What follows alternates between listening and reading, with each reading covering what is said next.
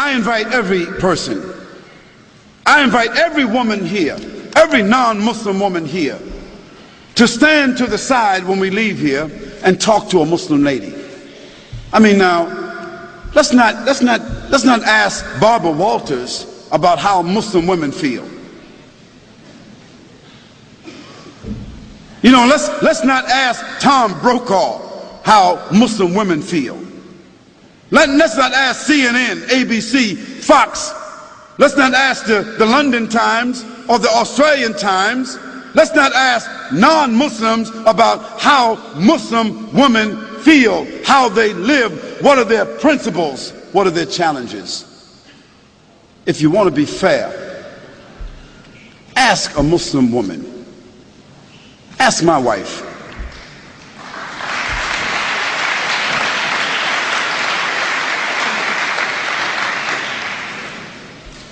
Ask my mother. You see, ask a Muslim woman that knows her religion, who has a relationship with her Creator, who is stable in her society, understanding her responsibilities, her relationships. Ask her. And after that, I think you should be fair, that you don't need to ask someone else. But the problem is, no one really wants to ask Muslim women. We want to take pictures of women in Afghanistan, and pictures of women in Palestine, and pictures of women in Pakistan, and pictures of women over here, and we want to listen to what people say about female circumcision, as if Muslims is got women, 1,000, 10, 30,000, 40,000 Muslim women all over the world is being circumcised. Some crazy Steven Spielberg stuff.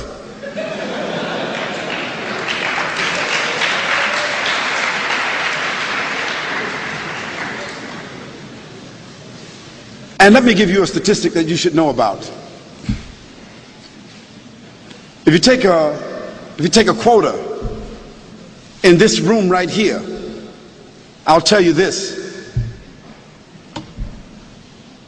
Most every Muslim woman in this room will be a college graduate, or is a college graduate, or is very intelligent and very much socially endowed. And within her family structure, we find that women control the wealth more so than men. Now, what does that say to you?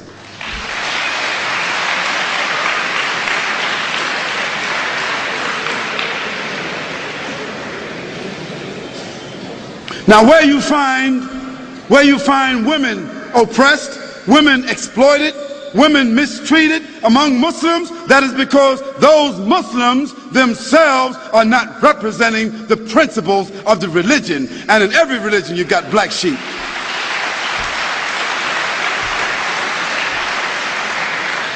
But then again, you can't tell me that the 148,000 prostitutes that walk the streets in the UK, or the 76,000 prostitutes that walk the streets of Holland that have licenses to do so, you can't tell me that all these little young naked little girls walking around Australia with no clothes on, you can't tell me that they represent liberation.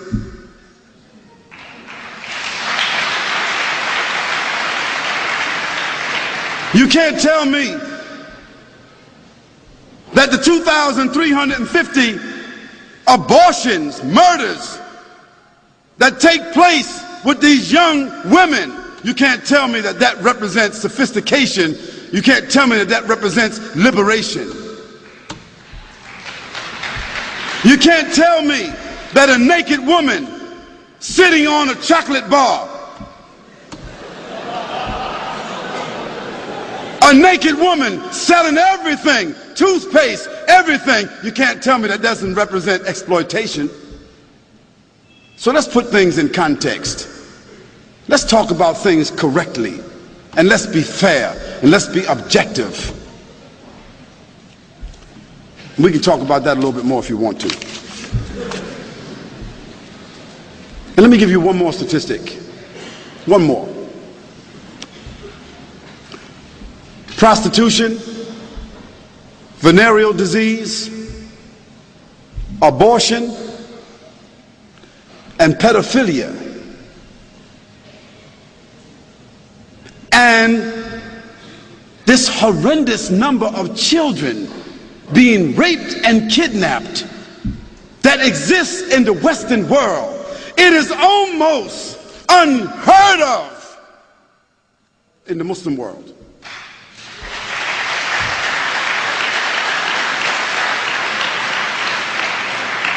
So I think that the statistics kind of like speak for themselves.